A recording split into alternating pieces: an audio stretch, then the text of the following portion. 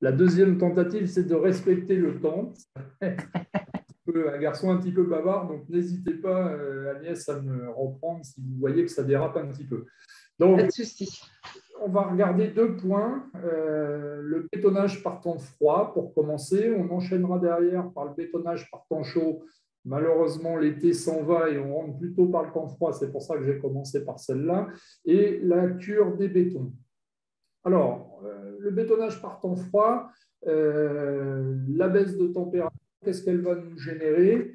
Mettre du béton par temps froid, c'est forcément avoir un retard de prise et un retard de la phase de durcissement du béton.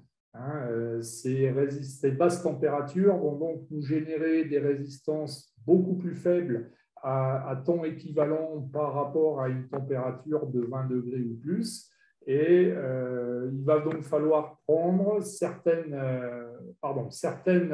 précautions, et notamment dans les délais de décoffrage, puisque pour décoffrer un béton, il faut avoir atteint une certaine résistance. Ces résistances étant affectées par la température, la faible température, on va être obligé vraisemblablement d'augmenter les délais de coffrage.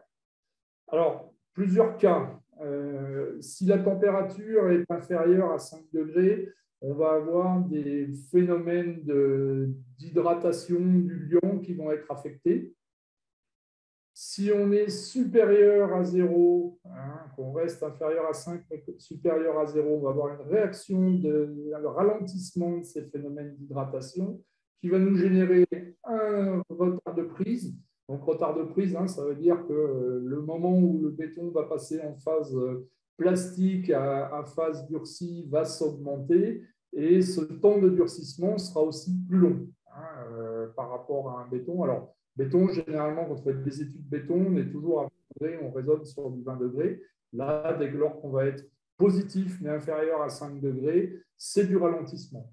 Attention, si on passe inférieur à 0 degré, au niveau de la température du béton, là, on a un arrêt complet de la cinétique d'hydratation et des mécanismes de prise et de durcissement. Donc, ça veut dire que notre béton, il va rester dans l'état où il est. Par contre, voilà, je n'arrive pas à passer à la diapositive. Voilà. Alors, on va regarder les différentes étapes. Première étape, on est sur le béton frais. Donc, on vient de mettre en œuvre un béton. On n'a pas encore le phénomène de prise qui est arrivé. Ce temps de ralentissement, on va avoir un ralentissement sur la prise et sur le durcissement, et ce temps de ralentissement va être proportionnel à l'abaissement de la température. Plus la température va être froide, plus le temps de prise et de durcissement va être affecté, mais on n'aura pas de désordre sur le béton. C'est déjà un premier point. On va juste retarder le moment auquel on pourra décoffrer notre ouvrage et continuer les travaux. Si on est encore en début de prise, lorsque l'on est en béton encore plastique, donc avant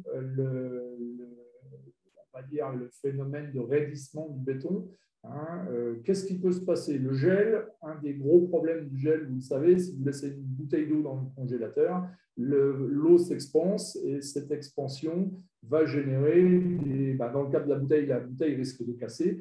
Et qu'est-ce qui va se passer dans le béton? C'est que la même chose, l'eau contenue dans le béton va s'expanser. Alors, si on est encore dans une phase plastique, le béton va pouvoir bouger, se déformer, et on n'aura pas de problème et on n'aura pas de dégradation sur le béton. Et lorsque la température redeviendra supérieure à 5 degrés, le phénomène d'hydratation, la cinétique va reprendre, et notre béton va être, je dirais, classique. L'ouvrage ne sera absolument pas affecté. Vous n'aurez pas de désordre sur votre béton. Par contre, si vous êtes entre le moment où le béton a commencé sa prise et la fin de prise, donc là, le béton a commencé à durcir, l'eau va s'expanser dans le béton. En s'expansant, il va générer des désordres. On va avoir un décollement de la pâte du granulat. On va casser les hydrates qui se sont formés. Pour petit rappel rapide, le grain de ciment, quand il est en contact avec de l'eau, il y a des hydrates qui vont se former, des cristaux, et c'est l'enchevêtrement de ces cristaux qui va donner les performances de notre béton. Quand l'eau va s'expanser, on va venir avoir une augmentation du volume et on va casser ces cristaux. Et là, on aura des pertes de résistance, pardon, et des désordres qui seront irréversibles. Ça conduit à la destruction de l'ouvrage. Plus le gel est précoce dans la phase de prise, plus la résistance finale du béton est affectée. C'est-à-dire qu'on vient de le voir, si je suis à quelques instants de la fin de prise de mon béton, eh bien, je vais détruire un maximum d'hydrates qui seront formés, donc mon béton sera vraiment très affecté. À quel moment on peut dire que le gel n'est plus néfaste? On considère que si le béton atteint une résistance de 5 mégapascales en compression au moment où survient le gel, alors on n'aura pas de détérioration des performances mécaniques. Si le gel intervient avant 3 jours, normalement, le béton est récupérable et on va à la destruction de l'ouvrage. Alors, tous ces chiffres que je vous cite et que je vous donne sont des valeurs un petit peu empiriques, mais c'est pour avoir un ordre d'idée. Ça va dépendre de beaucoup de choses, du type d'ouvrage, de la géométrie de l'ouvrage, etc. Mais c'est des ordres de grandeur que l'on peut prendre en compte. Une petite ordre de grandeur que j'aime bien aussi citer parce que ça fixe un petit peu les choses. On peut considérer que chaque fois que la température sera divisée par 2, on devrait doubler le temps pour obtenir les mêmes performances. Voilà, ça donne une idée. Ce n'est pas évidemment à prendre à la lettre, mais l'ordre de grandeur, c'est ça. Chaque fois que ma température est divisée par 2, je double le temps pour obtenir le même type de performance. Ça peut vous donner une idée sur les chantiers pour votre moment de décoffrage. Alors, une chose quand même, il ne faut pas prendre ça pour argent comptant. Et sur un chantier, pensez systématiquement avant d'ouvrir une banche. Par exemple, si on parle de béton vertical, d'aller voir si le béton il a bien durci en hiver. On monte en haut de la banche, on prend une tige et puis on regarde si effectivement le béton a fait sa prise et durci. De manière à ne pas ouvrir une banche en se disant ça a pris et puis que la poussée du béton fasse que la banche tombe, le béton sort du coffrage, etc. Je vous laisse imaginer les problèmes, ne serait-ce qu'en termes de sécurité pour les gens sur le chantier. Donc, ça, c'est un petit truc qu'il faut vraiment y penser le matin. Allez quand même regarder l'état de votre béton dans les banches. Votre bétonnier préféré prend toutes les mesures qu'il faut pour travailler malgré des conditions atmosphériques sévères. On va voir, c'est le chapitre suivant des précautions à prendre, mais prenez cette petite précaution d'aller voir.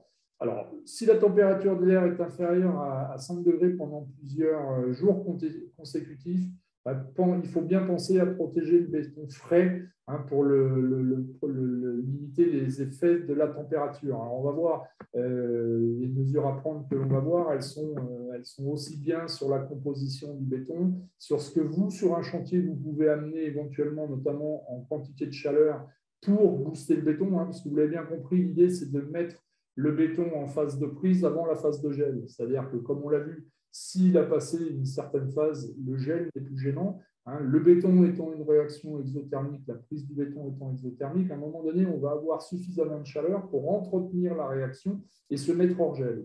Et vous pouvez faire des choses sur les chantiers et puis maintenir les dispositions en place sur le chantier au-delà des délais habituels, puisque le froid va générer des contraintes supplémentaires.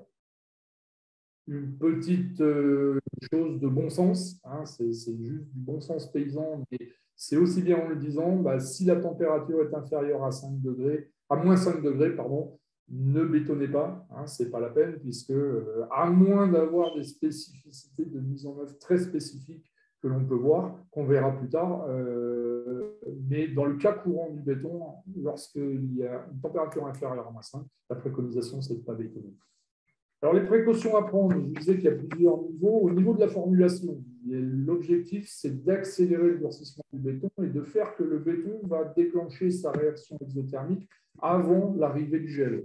Le premier point, ce qui va nous donner vraiment cette réaction exothermique, c'est le ciment. Donc, dans le ciment, vous savez, différents types de ciment, classe de résistance 42,5. Alors, je ne parle pas de 32,5 qui sont plutôt des ciments destinés à des sacs ou à de la petite bétonnière, des petits ouvrages de scellement, des choses comme ça. Mais en béton prêt à l'emploi, on va être plutôt sur des classes de ciment 42,5, 52,5. Hein, donc, c'est la résistance du ciment sur mortier normalisé à 20 degrés. Et si vous lisez bien vos bons de livraison, comme le disait Christophe avant moi, vous avez le libellé du ciment et vous verrez que parfois vous avez derrière la classe 42,5 ou 52,5 une petite lettre N, enfin un grand N ou un grand R. Le N veut dire prise normale, le R veut dire prise rapide.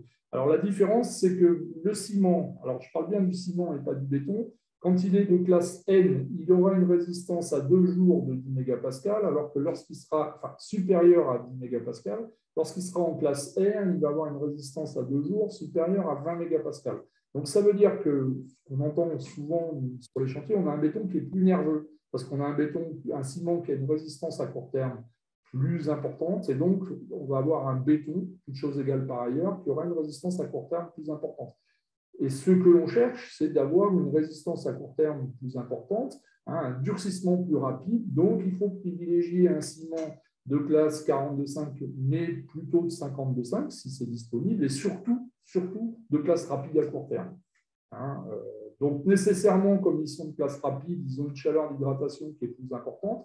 Donc, c'est cette chaleur d'hydratation qui va faire que dans la réaction isothermique, on va créer de la chaleur qui va nous mettre en sécurité au moment où le gel va intervenir. Le deuxième point, le béton, c'est toujours la même chose. C'est une question, on parle souvent du rapport eau sur ciment. C'est souvent l'eau et le ciment qui sont très importants dans les performances du béton. Eh bien, plus on va avoir une quantité d'eau importante, tout en respectant bien sûr les maximums de la norme, mais plus on va avoir un retard de prise, entre guillemets, et un retard de montée en résistance à court terme. Donc, il faut limiter au maximum la quantité d'eau introduite dans le béton. Comment on fait? En utilisant des adjuvants plastifiants ou superplastifiants. Ça, c'est pour réduire la quantité d'eau. Et on va rajouter au niveau de la bascule à adjuvant un accélérateur ou un accélérateur de durcissement qui, lui, va venir faire que la réaction sera encore plus rapide. Donc, le béton idéal sur un chantier en hiver, c'est un béton formulé avec un ciment de classe 42,5 ou 52,5 de type R, avec l'utilisation d'un réducteur d'eau et d'un accélérateur de prise ou de durcissement.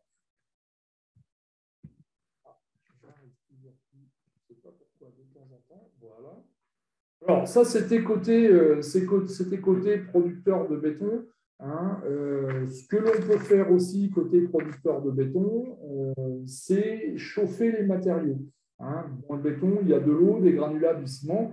Le ciment, il nous arrive livré par la cimenterie. On n'a pas grand-chose à faire. On le stocke sur mon central. On ne peut pas intervenir sur le produit. Par contre, il est possible d'intervenir sur l'eau de gâchage, et notamment en chauffant l'eau de gâchage. Alors, à titre d'indicatif, si on augmente la température de l'eau dans un béton d'environ 10 degrés, ça permet de prendre 2 degrés sur le béton. 2 degrés sur un béton, quand il fait 5-6 degrés en extérieur, eh bien, c'est très important. Ça commence à aller dans le bon sens pour accélérer la prise du béton. La deuxième chose que l'on peut faire, alors ce n'est pas dans l'ordre de ma présentation, je peux m'en excuser, mais c'est de stocker les granulats à l'abri, puisque la plus grosse part du matériau dans un béton, c'est les granulats. On a environ 1900 kg de granulats par mètre cube de béton. Donc, si mon granulat il est très froid, il va générer une température plus fraîche. Même chose si j'augmente de 10 degrés mes granulats. Là, on n'est plus sur 2 degrés quand on augmentait de 10 degrés l'eau, on va être sur 7 degrés sur le béton. Donc, vous voyez que le granulat, c'est quand même quelque chose qui est un des éléments prépondérants dans la température du béton.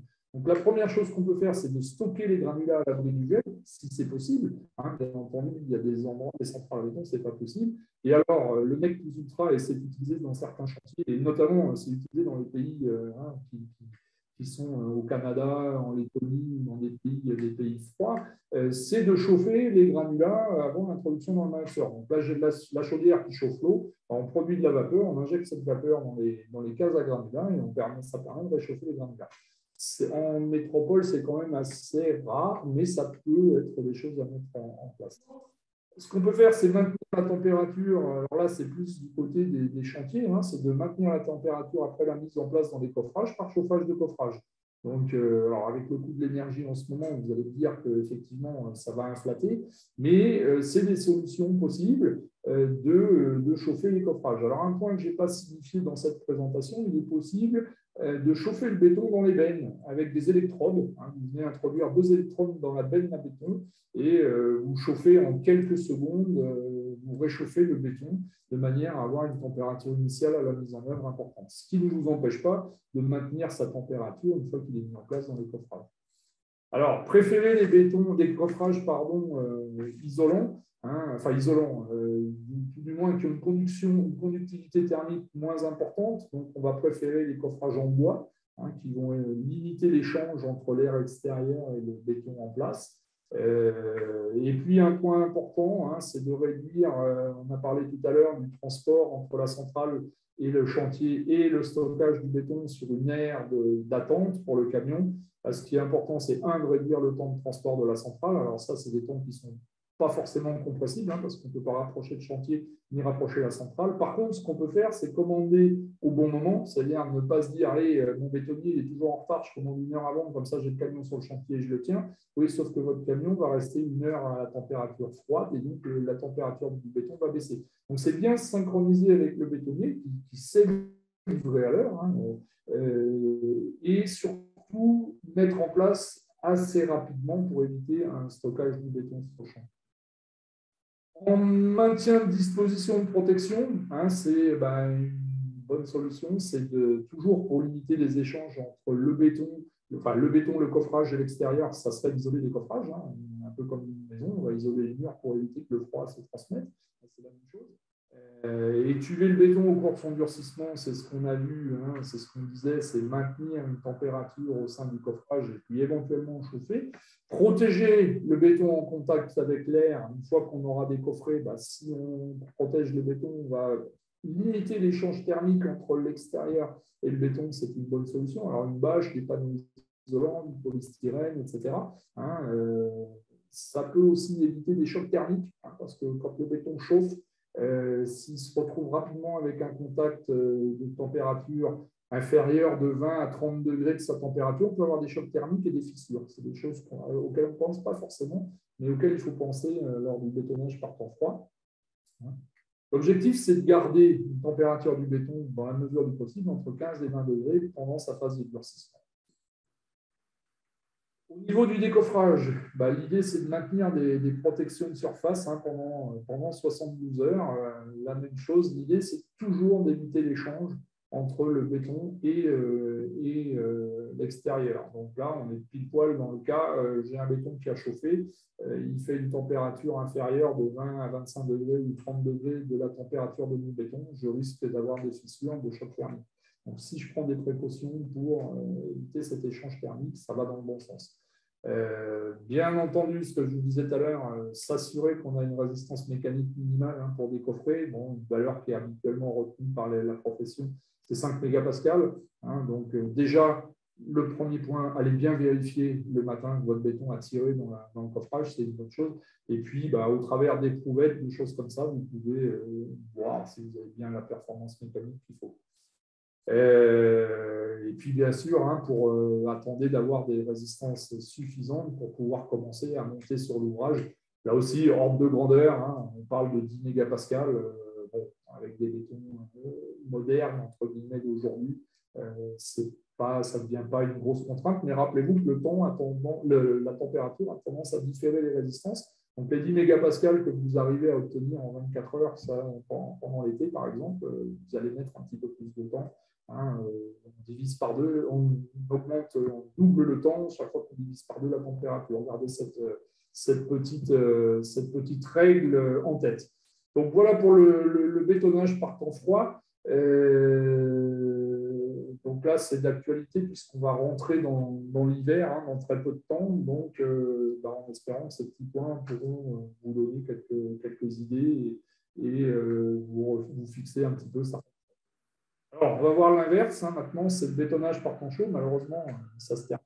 Et l'été prochain, ça sera des choses auxquelles vous pourrez vous référer. Donc, on va regarder un petit peu quels sont les effets. Alors, ce qu'on a vu pour le temps froid, on va voir un petit peu l'inverse pour le temps chaud, puisqu'on a à peu près des réactions inverses du béton entre le temps froid et le temps chaud. Donc, la rhéologie du béton et son évolution. Donc, c'est ce que vous parlez tout à l'heure, Christophe, avec la consistance du béton. La rhéologie, c'est la consistance, mais c'est l'évolution de la consistance dans le temps. Vous savez tous sur le chantier que vous avez un béton qui arrive à une certaine consistance, à 160 mesuré au cône d'Abrams. Eh bien, on voit cette mesure diminuer dans le temps. Et on va voir pourquoi. La température chaude a une grosse importance sur la rhéologie et son évolution dans le temps. La vitesse de prise, comme on a un retard de prise lorsqu'il fait froid, on va avoir une accélération de cette prise lorsqu'il fait chaud. Forcément, qui dit accélération de prise dit une cinétique d'hydratation et de durcissement qui va aussi être modifiée.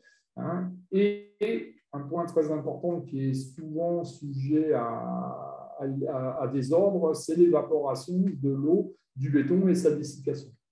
Alors, l'incidence de l'élévation de température sur l'hydratation du ciment, contrairement au temps froid, c'est l'accélération des réactions chimiques. Le grain de ciment, comme je vous disais tout à l'heure, lorsqu'il rentre en contact avec de l'eau, vous avez des cristaux qui poussent. Et ces cristaux, quand il va le faire chaud, ils vont pousser beaucoup plus vite. Quand il fait froid, ils poussent doucement. Alors, ça a une vertu, c'est que comme ils poussent doucement, ils sont plus solides. Plus ces cristaux vont pousser vite, plus ces cristaux vont être fragiles.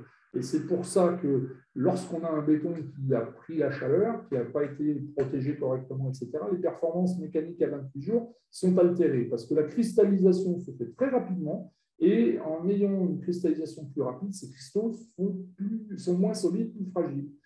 Donc, on a une altération des résistances mécaniques du béton. Alors, ça va les améliorer à court terme, parce que vous allez monter plus vite en résistance, mais ça vous les altère à 28 jours. Vous montez en température, donc qui dit monter en température, on dit risque de retrait, risque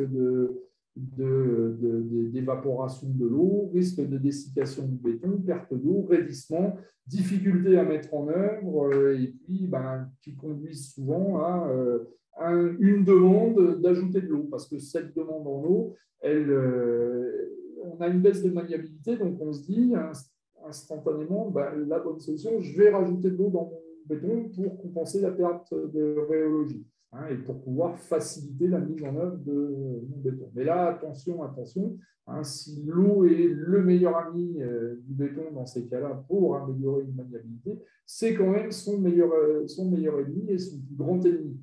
Vous allez améliorer votre maniabilité de béton, vous allez pouvoir plus facilement mettre en œuvre votre béton, c'est vrai, je vous le conseille, mais malheureusement, vous allez avoir une dégradation de la qualité du béton. Alors, une dégradation qui est à la fois sur la performance mécanique, c'est-à-dire que vous risquez d'être en dessous des performances mécaniques que votre bétonnier vous a vendues et nécessaire pour la tenue de votre ouvrage. Mais surtout, ce qui est plus pervers et qui ne se voit pas, ça va être sur la durabilité du béton. C'est-à-dire que cette eau va créer des vides, parce que cette eau, à un moment donné, elle va quand même sortir de ce béton, elle va créer des vides, et ces vides vont être là pour laisser le passage et laisser entrer des agressions extérieures et venir corroder vos aciers, et ça peut arriver à la ruine de l'ouvrage. Donc attention au rajout d'eau, certainement pas de rajout d'eau sur les bétons. Il y a d'autres solutions, on va voir, on en parle après, mais certainement pas des ajouts d'eau, même si vous avez des pertes de maniabilité liées à la température. Alors, je vous parlais de la consistance qui baisse, le fameux cône d'Abrams que vous a présenté Christophe tout à l'heure. Si vous avez à 20 degrés un béton dont l'affaissement est à 100 mm, vous aurez à 35 degrés, toutes choses égales par ailleurs, quelque chose qui va être à 50 mm. Donc, vous voyez, alors bon, ce n'est pas des consistances habituellement livrées sur vos chantiers, mais la transposition sera la même sur un béton à 160. Vous allez passer à 120, 110. Donc, c'est vraiment une perte d'ouvrabilité qui est pénalisante pour la mise en œuvre, c'est certain. Donc, il faut prendre des mesures pour éviter ça et certainement pas rajouter de l'eau dans le béton. Pareil, ordre de grandeur. Moi, j'aime bien vous donner des ordres de grandeur. 10 litres d'eau ajoutés dans un mètre cube, c'est en gros 10% de résistance mécanique en moins. Donc, un C25 qui va avoir des performances de l'ordre de 30 mégapascales sur une éprouvette, vous allez vous retrouver avec 27 mégapascales. 10 litres d'eau, ce n'est pas grand-chose. Imaginez un camion de 10 mètres cubes, c'est 80 litres ajoutés dans le camion. Ce n'est pas grand-chose, ça semble pas grand-chose, mais vous perdez 3 mégapascales sur votre béton classique. Donc, attention, et l'effet durabilité dont je vous ai parlé précédemment, que là, vous ne mesurez pas, mais qui est là et vous allez avoir des désordres. Alors, l'évaporation. Alors, évidemment, plus il fait sec, plus la température est élevée et plus la vitesse du vent est grande, plus vous avez de l'évaporation. Alors, le milieu ambiant sec, ça on comprend. La température, on y pense tout le temps. C'est le premier point auquel on pense. Mais ne sous-estimez pas la vitesse du vent. Si vous étendez votre serviette de bain le matin après la douche, il vaut mieux qu'il y ait du vent et pas de soleil que du soleil et pas de vent pour qu'elle sèche. Le vent est quelque chose de très, très important dans l'évaporation de l'eau et c'est un paramètre qu'on oublie souvent. Quand il y a des problèmes d'évaporation d'eau comme ça, souvent on entend ouais, mais il n'y avait pas de soleil. Oui, mais est-ce qu'il y avait du vent et ce paramètre est à ne pas négliger. C'est la combinaison de cette hygrométrie de la température et de la vitesse du vent qui fait que l'eau va s'évaporer avec toutes les conséquences. Alors, la première conséquence, c'est comme pour ce que je vous disais, pour hydrater le grain de ciment, il faut de l'eau. Si une partie de l'eau s'en va trop rapidement, on va avoir une mauvaise hydratation du ciment. Et qui dit mauvaise hydratation du ciment dit des cristaux qui vont pousser de manière anarchique et donc qui ne seront pas solides. Donc, une performance du béton qui sera amoindrie. On va avoir une perte de maniabilité du béton, puisque une partie de l'eau sert à hydrater le béton et une partie sert à donner la consistance, ce qu'on voyait précédemment. Et quand on a cette évaporation, eh bien, on a une forte augmentation du retrait plastique du béton. Et avec ce que vous connaissez tous sur vos chantiers, c'est de la fissuration anarchique qui intervient sur les ouvrages. Donc, d'autres petits défauts, comme l'eau est partie en sortant de vos bétons, elle a créé des vides en surface. Et donc, vous avez une dureté de surface qui est beaucoup amoindrie. Et on a ce fameux phénomène de poudrage, de farinage du béton qui intervient. Et donc, on a une surface qui devient très perméable et donc qui permet le passage et la venue d'agressions externes qui vont venir surtout. Ce que l'on craint, c'est l'attaque de vos aciers, puisque le béton, c'est du béton armé. Et si l'armature est dégradée par les agents pathogènes externes, eh bien, ça peut conduire à la ruine de l'ouvrage ou tout au moins à des réparations lourdes.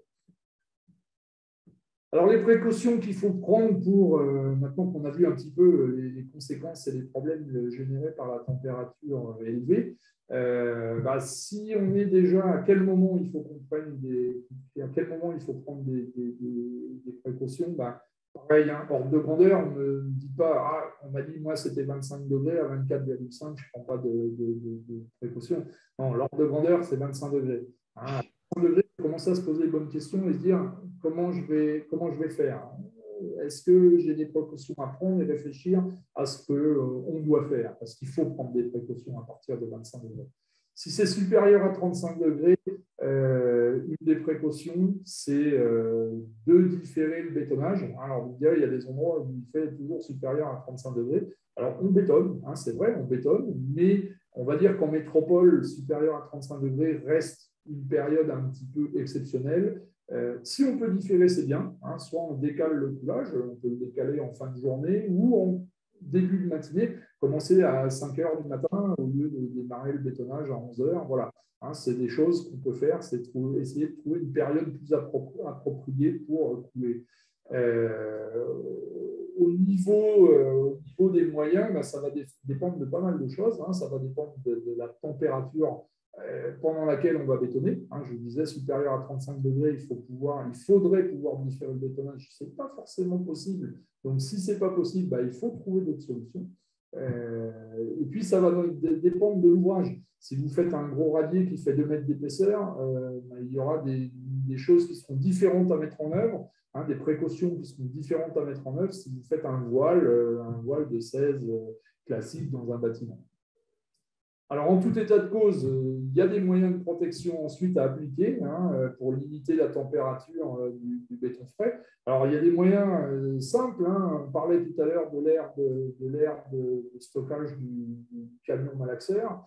Éviter de faire une aire de stockage, alors encore une fois, dans les moyens du possible, l'impossible n'est tenu, mais essayez d'éviter une aire de stationnement du camion en plein soleil. Si vous avez un endroit près du bâtiment où il y a de l'ombre, des choses comme ça, c'est pas mal déjà de protéger de l'ensoleillement direct.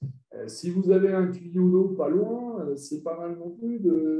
C'est des trucs tout bêtes, c'est d'arroser la boule. La boule du camion, c'est du métal, les rayonnements viennent taper sur la boule, on chauffe la boule et à l'intérieur, ça fait un peu comme une étuve. Déjà qu'on a le béton qui a une réaction exothermique. Donc tout ça fait que si on arrose un petit peu la cuve, ça peut être intéressant. Sur un gros chantier, j'ai vu des cuves qui étaient enrubannées avec de la toile de jute et qui étaient humidifiées au moment du chargement du camion et qui, sur le chantier, étaient en permanence arrosées pour essayer de refroidir un petit peu le béton. Il y a des moyens tout simples, sans aller chercher des techniques compliquées, etc. Il y a des petites choses assez simples qu'on peut mettre en œuvre facilement et qui permettent de se prémunir un petit peu de ces choses-là. Alors, au niveau de la formulation, inversement tout à l'heure, je vous disais, prenez un ciment à forte chaleur d'hydratation. Là, il faut faire l'inverse, c'est essayer de travailler avec un ciment de classe N, qui est moins nerveux, avoir un béton moins nerveux. Surtout, je reviens et je le redis souvent, mais c'est très important, ne pas augmenter la quantité d'eau, pour toutes les raisons qu'on a vues précédemment que je ne vais pas reformuler. Travailler avec de la chimie. Aujourd'hui, la chimie a beaucoup évolué et permet de faire des choses qu'on ne faisait pas il y a 30 ans, croyez-moi. On a des plastifiants, on a des superplastifiants, on a des retardateurs de prise. On a beaucoup de moyens aujourd'hui à notre disposition pour pouvoir maîtriser cette prise du béton. Alors, attention aussi, quand vous utilisez un béton avec prise retardée, tout ça est bien maîtrisé, mais quel que soit, qu'on soit en temps chaud, en temps froid ou en temps ordinaire, je pense que sur un chantier, c'est très important d'aller vérifier que le béton a bien fait sa prise dans les coffrages. Je ne suis pas en train de vous dire qu'un retardateur de prise introduit dans le béton, vous prenez des risques, absolument pas. Je pense que systématiquement, le matin, avant de décoffrer une branche, on doit s'assurer que le béton il a bien pris. Et voilà, ça s'applique aussi sur ce type de béton. Alors, on redit un petit peu des choses au niveau de la mise en œuvre. C'est sur le chantier, adapter les horaires de bétonnage en fonction des températures. Privilégier les coulages à 5 heures, 6 heures du matin, si c'est possible, ou à des périodes un peu moins chaudes dans le temps. La même chose que pour le temps froid, réaliser plus vite la mise en œuvre des bétons. Si votre béton a attendu 1h30 sur chantier, alors déjà, il va être en limite de durée d'utilisation et sa consistance aura évolué si vous n'avez pas pris toutes les conditions. Et même si vous prenez toutes ces conditions-là, ces précautions-là, mettez rapidement le béton en œuvre. Ce n'est pas la peine de faire attendre les bétons. Les bétonniers aujourd'hui sont capables de vous livrer en temps et en heure. Donc, commandez au bon moment de manière à ce que le béton soit mis en place le plus rapidement possible pour éviter les problèmes. La même chose pour les coffrages. Si ça conduit le froid, ça conduit le chaud. Donc, essayez de protéger les coffrages de l'ensoleillement, de refroidir. Alors, pour refroidir, si on a de l'eau un petit peu fraîche, alors évidemment, si l'eau est stockée dans une citerne en plein soleil, ça ne sert pas à grand-chose. Mais si on a de l'eau de forage, des choses comme ça, on arrive à avoir des températures d'eau qui sont toujours bonnes. En faisant un petit arrosage des coffrages, on arrive à baisser de 1 ou 2 degrés la température. Ça peut être toujours intéressant. Un cas un petit peu exceptionnel, je vous parlais d'un radier sur 2 mètres d'épaisseur. Il existe des systèmes de refroidissement qu'on voit dans le béton et qui permettent d'abaisser la température. Parce qu'aujourd'hui, ça peut être très important dans ces ouvrages-là. On parle beaucoup de RSI. Et ces phénomènes de RSI, c'est la température qui est très importante. Donc, et la masse de béton. Donc, un gros ouvrage, il faut limiter la température. Hein. Les règles de la RSI nous imposent des températures maximales au moment de la mise en œuvre du béton. Donc, c'est toujours un petit peu plus compliqué par temps chaud. Donc, il faut se prémunir de ces choses-là quand vous faites des ouvrages de grande masse. Déjà, faire un calcul de RSI pour savoir quelle est la température admissible du béton au moment de la mise en œuvre et justement prévoir les dispositions afin de répondre à la réglementation. J'accélère un petit peu parce que je vois Agnès qui me... Effectivement. Donc, protéger l'évaporation. Hein, alors ça, on va le voir, je vais passer vite parce qu'on a un sujet sur la cure, donc c'est de la cure. Hein, prévoir l'évacuation des calories, c'est l'arrosage des coffrages. Et le fascicule 65, hein, c'est un exemple en réglementation pour les ouvrages d'art, demande des spécifications pour des températures de 32-35 degrés. On va y revenir sur la cure, donc je ne détaille pas cette diapo. On va basculer directement sur la cure et je vais essayer d'appuyer un petit peu sur l'accélérateur. Je suis un grand bavard, j'en suis désolé. Qu'est-ce que c'est que la cure? La cure, c'est une définition, hein, c'est l'ensemble des précautions qui sont nécessaires et indispensables pour protéger le béton à jeune âge et favoriser son durcissement. En gros, on a vu que quand il fait chaud, quand il fait froid et même en temps normal, hein, on a des phénomènes de dessiccation, d'évaporation de l'eau, des choses comme ça. Donc, il faut se prémunir de ça et on peut se prémunir de ça assez facilement. On va voir qu'il y a différentes manières qu'on va essayer de détailler un petit peu vite. Alors, qu'est-ce que ça va nous apporter? Ça va apporter une protection. Il faut imaginer que la cure, c'est quelque chose qu'on vient mettre, c'est un film, hein, c'est un film qu'on va mettre entre le béton et le milieu extérieur. Donc, on va limiter principalement les risques de dessiccation, hein, de l'évaporation de l'eau du béton, hein, dont on a parlé tout à l'heure et qui génère des fissurations. Ça va le protéger des variations extrêmes de température, hein, notamment en temps froid, ça peut générer des chocs thermiques et donc des fissures thermiques. Et puis, ça va le protéger des aléas climatiques en général.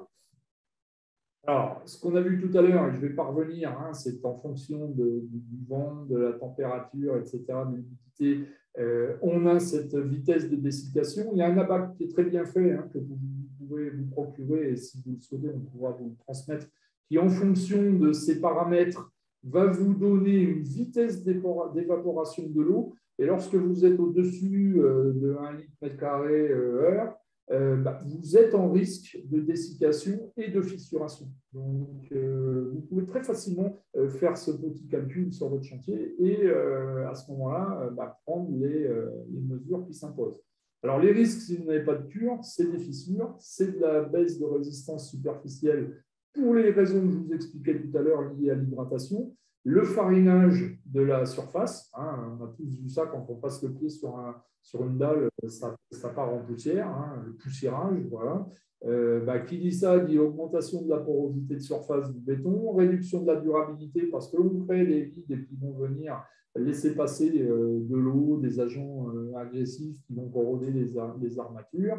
On augmente cette porosité, on augmente le retrait plastique et qui dit augmentation du retrait plastique, dit fissuration. Hein, c'est des pathologies qu'on connaît tous, qu'on a tous vues au moins une fois dans sa vie sur un chantier, et si c'était qu'une fois, ça ne serait pas grave. Alors, comment on peut faire de la cure, hein? Il y a plein de façons de faire de la cure. La cure, on pense tout de suite, je vais aller au point 2, on pense tout de suite pulvérisation d'un produit de cure conforme à la norme. Avec un pulvérisateur, on a tous vu ça, on pulvérise un produit. Qu'est-ce qu'on fait? Ce produit-là, il vient se déposer sur la surface de notre béton, que ce soit vertical ou horizontal, hein, c'est la même chose. Et puis, ce produit va former un film, hein, un film imperméable qui va éviter à l'eau de passer et de s'évaporer.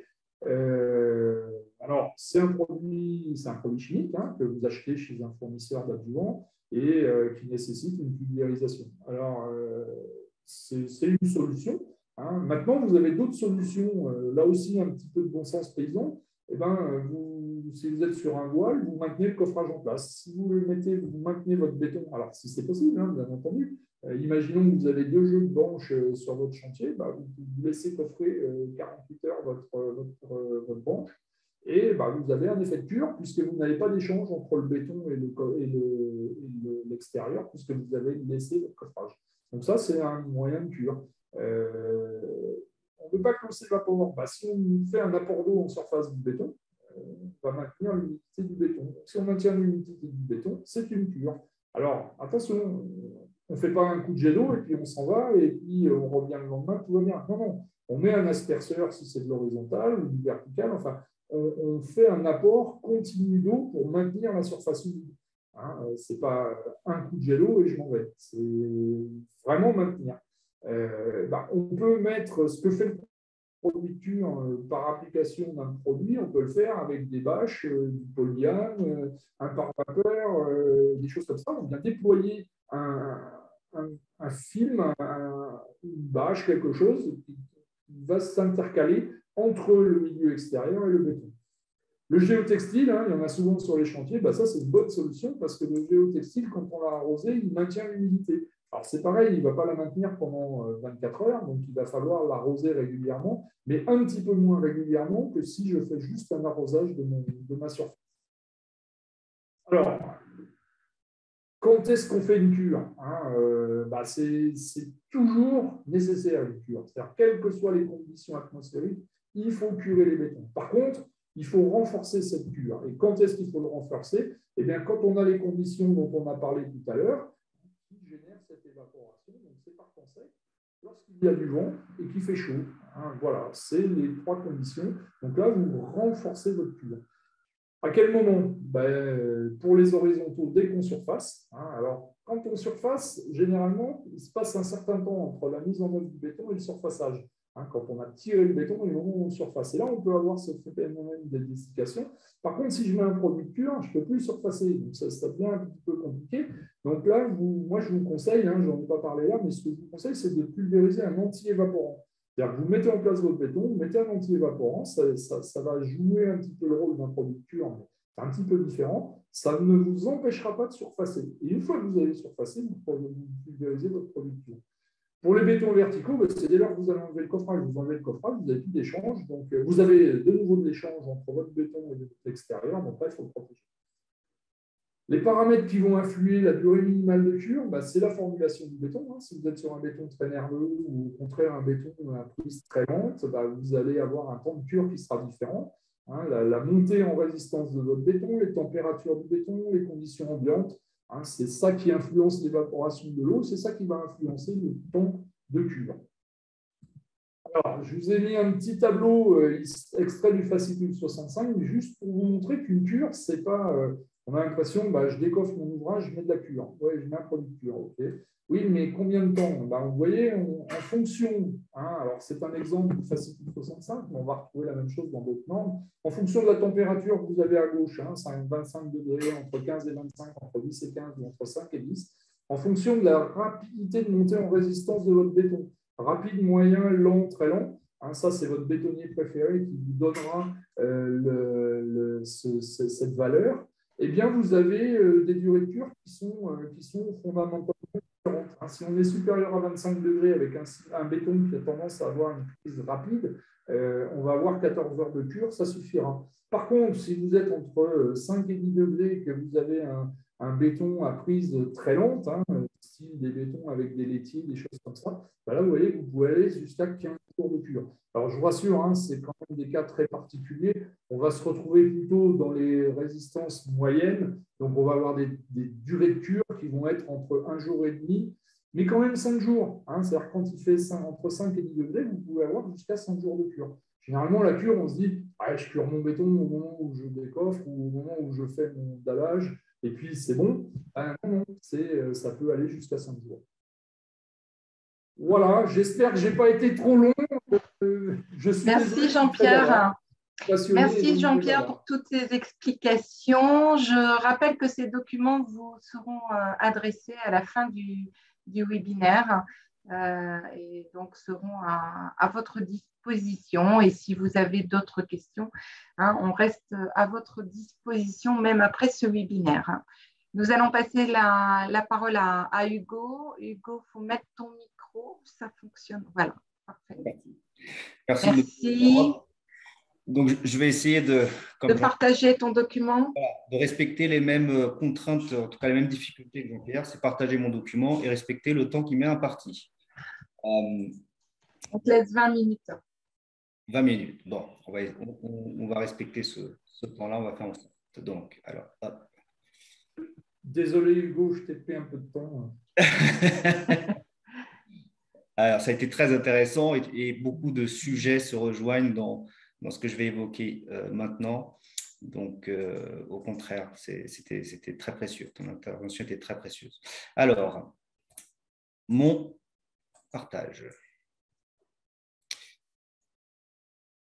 Alors, est-ce que c'est bon? Oui, ça arrive. Voilà, parfait. Bon, à toi, Hugo. Allez, c'est parti. Donc, bonjour à toutes et tous et je suis ravi de pouvoir évoquer un beau métier qui est le pompage à béton et qui présente des caractéristiques et voilà, comme je l'ai dit précédemment, il y a énormément de points qui ont été évoqués avant, qui vont être repris ici, mais dans la caractéristique d'un pompage à béton. Donc, à quoi consiste bon, je vais commencer par quelques chiffres précédemment, puis après, on va évoquer aussi les aspects techniques du pompage, et enfin, pourquoi le pompage à béton est une plus-value pour tout ce qui est béton, mise en place du béton, mise en œuvre du béton, mais surtout dans le cadre de verticaux, en tout cas d'ouvrages verticaux. Alors, quelques chiffres. Le parc français, c'est 2000 machines. Il y en a plusieurs types. J'y reviendrai après. À peu près 20% de la production du BPE est pompée aujourd'hui. Et les domaines d'application sont généralement sur des ouvrages de génie civil ou de bâtiments de grande ampleur. La technique, elle évolue parce que les machines sont de plus en plus adaptées, on s'adapte, enfin, la technique évolue. Et la profession s'organise, se professionnalise grâce aussi au syndicat national du pompage à béton qui a deux missions, hein, la promotion du pompage, mais aussi l'amélioration de la professionnalisation et aussi dans la formation des conducteurs de pompe à béton. Donc le métier se fédère, se syndicalise au sein du SNPB, qui est une branche du SNBPE. À quoi consiste pomper du béton? Ça consiste à refouler, refouler par l'intermédiaire d'un système de pompage, il y en a plusieurs types, on va le voir après, du béton dans une tuyauterie. Il y a trois types de pompes à béton. Il y a des camions malaxeurs pompes, des pompes automotrices avec des flèches de répartition. Alors, les pompes automotrices peuvent être aussi des pompes tuyaux et des pompes stationnaires. On le signale ici dans le slide, c'est que le génie civil utilise beaucoup ces machines-là parce que c'est des machines qui sont statiques et qui sont utilisées sur des grandes durées, alors que les pompes automotrices, elles apparaissent sur le chantier et elles s'en vont, elles font des va-et-vient incessants sur les chantiers, mais elles n'occupent pas l'espace du chantier. Voilà. Bon. Donc, camion malaxeur pompe, il transporte du béton en moyenne entre 5 et 5 mètres cubes et demi selon les tailles des flèches de répartition. Je reviendrai après ce que c'est une flèche de répartition, mais on le voit bien. Je ne sais pas si on voit mon pointeur ici, mais en tout cas, oui, on le voit. Bon. C'est une flèche de répartition ici. Des pompes automotrices présentent aussi soit aucune flèche de répartition, soit des flèches de répartition, plusieurs sections qu'on appelle des bras. Je répète, les pompes stationnaires sur le génie civil. Alors, donc on a vu plusieurs types de machines. Et dans ce type de machines, ces machines ont des systèmes de pompage différents. Il y en a deux. Les pompes à piston, qui sont constituées, donc, on le voit ici dans ce schéma-là, par une trémie de réception du béton, un balancier à l'intérieur de cette trémie. Alors, ce balancier, on peut le nommer ROC, on peut le nommer S, mais l'effet est le même. Ce balancier va effectuer le changement entre les deux pistons selon la poussée. Donc, deux pistons et deux cylindres à commande hydraulique qui travaillent en alternance.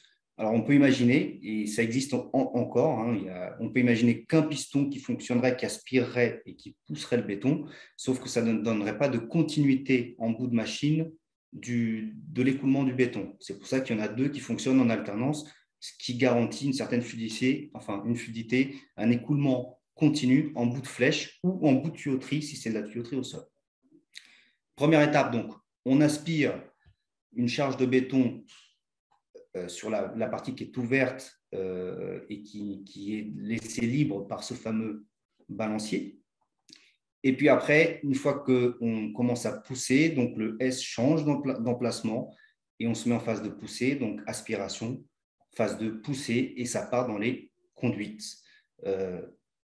Conduite, encore une fois, au sol ou tuyauterie de flèche.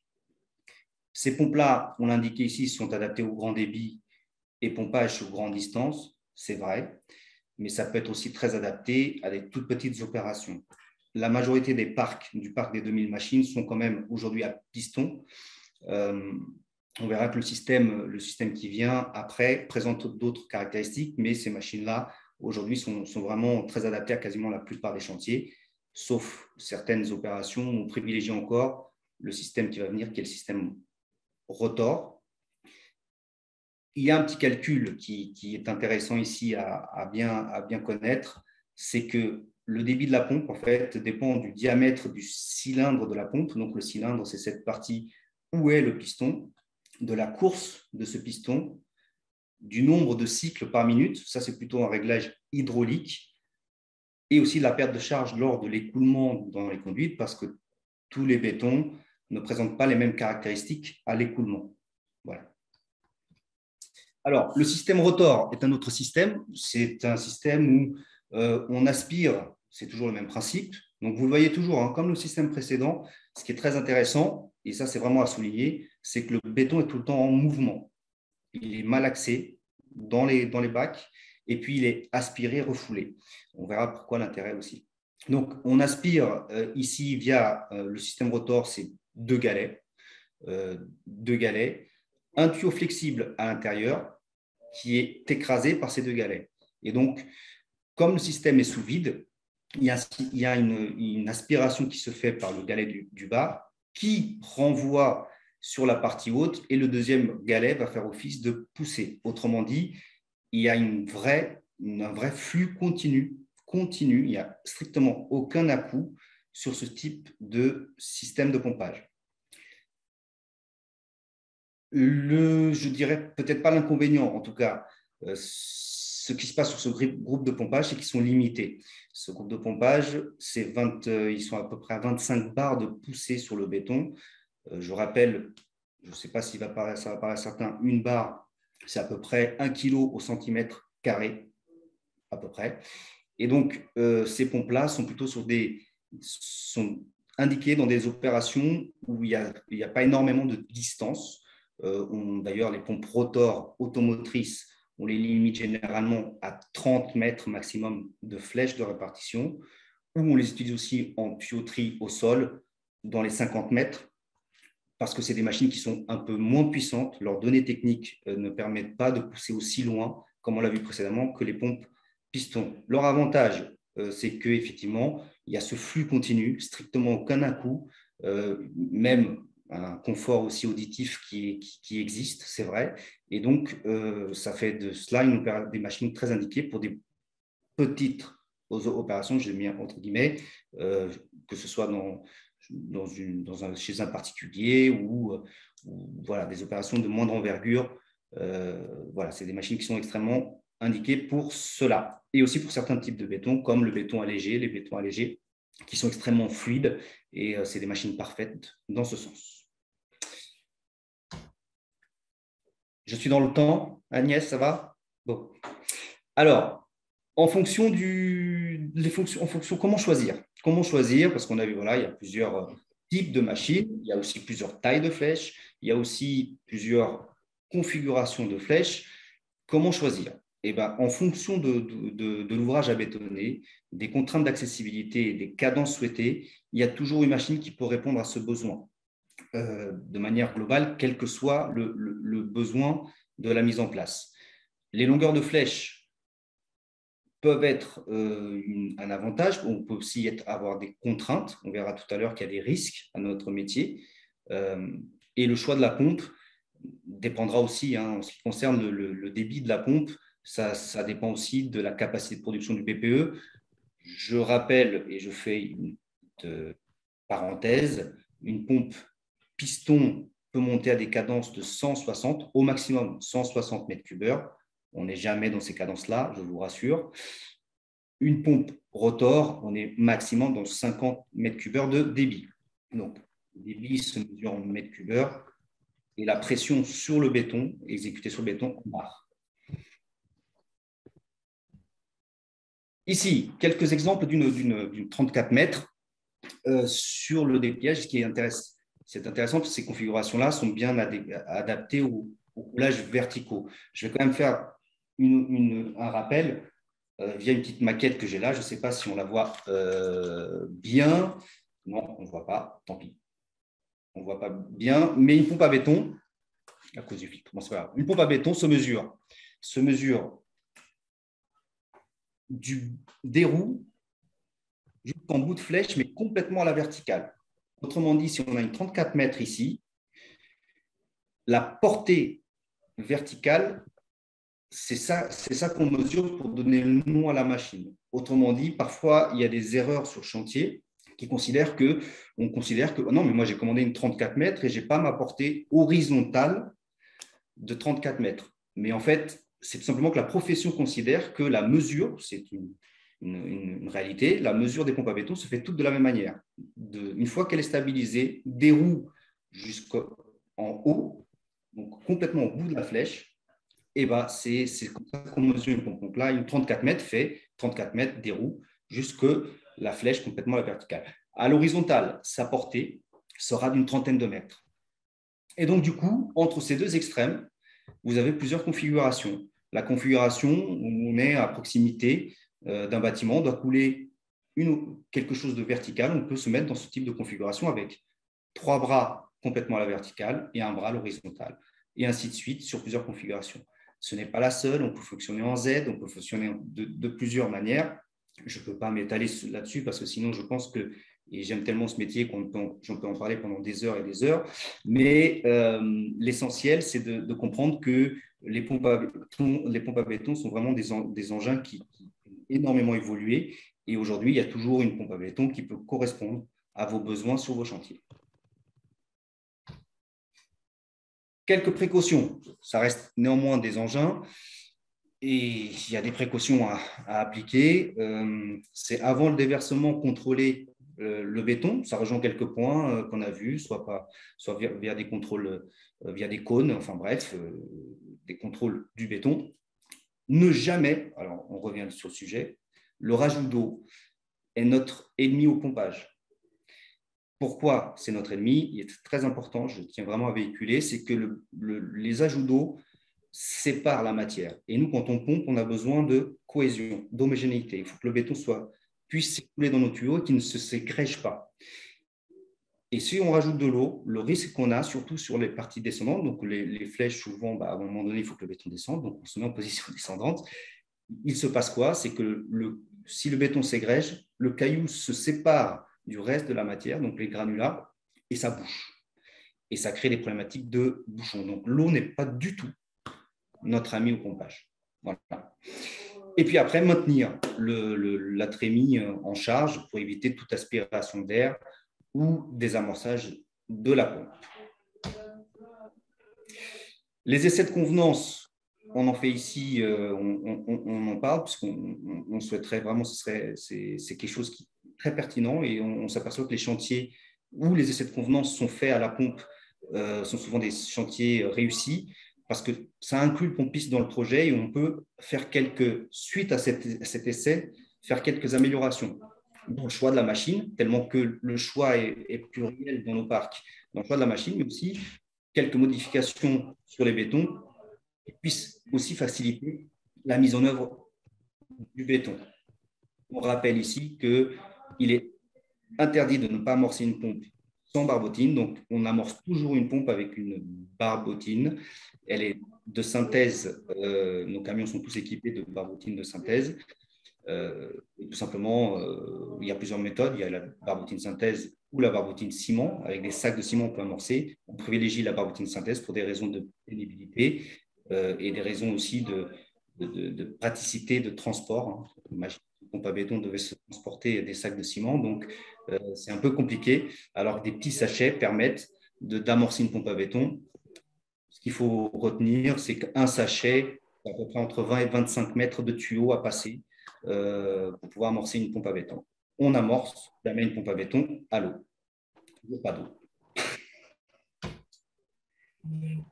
Sur aussi de sécurité. Alors, le positionnement de la pompe à béton, c'est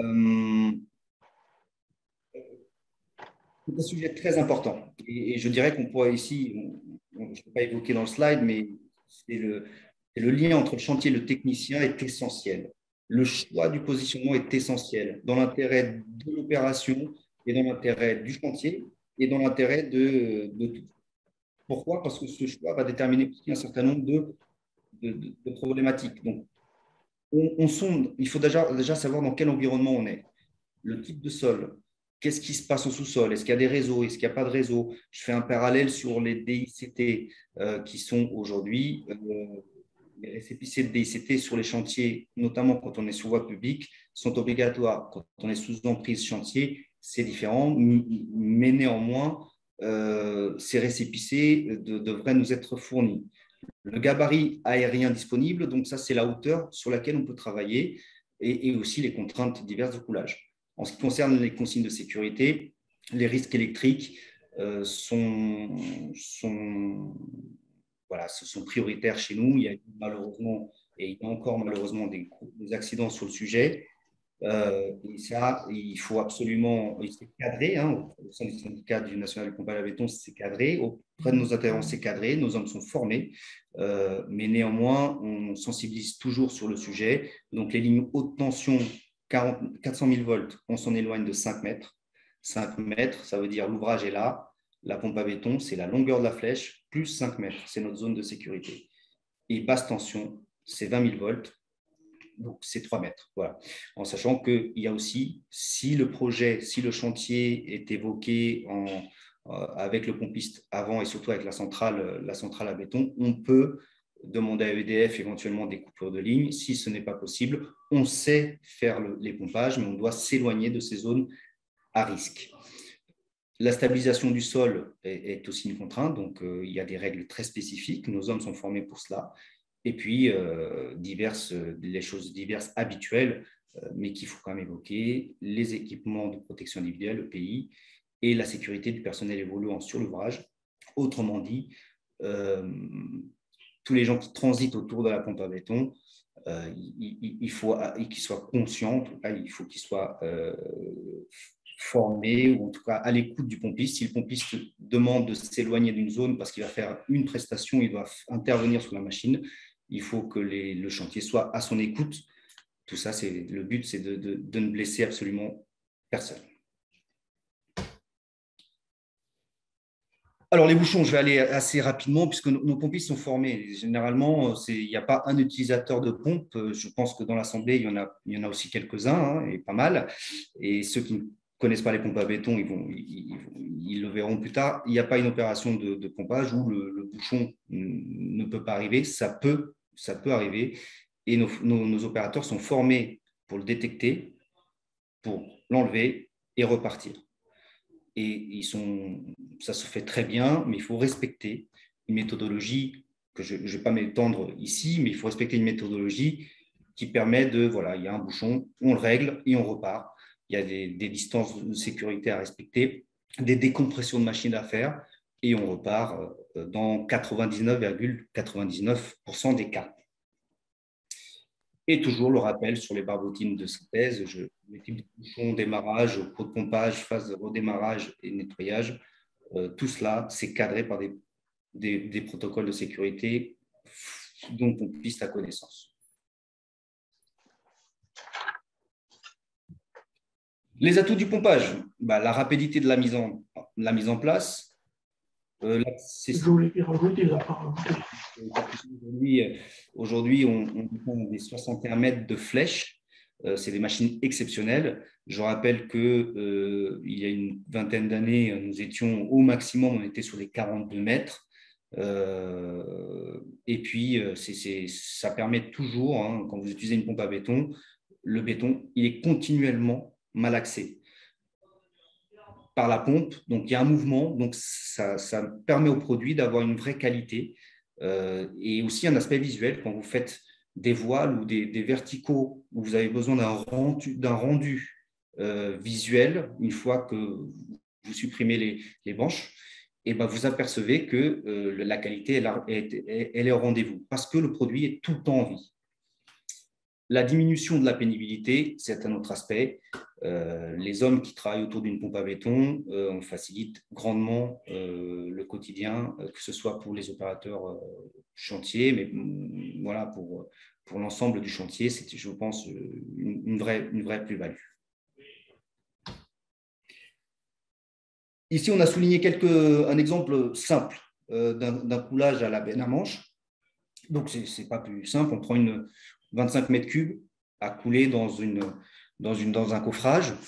On prend une benne qui fait 1 mètre cube.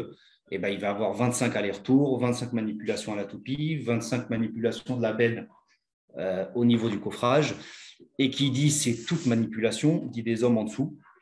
Et donc, on dit manipulation, on dit diminution de la sécurité, augmentation de la pénibilité et augmentation de fait. Ça conduit à une augmentation du stress. Nous sommes convaincus que le schéma suivant est un schéma qui fonctionne et qui peut garantir aussi dans le coulage de verticaux, qui garantit une sérénité sur le chantier.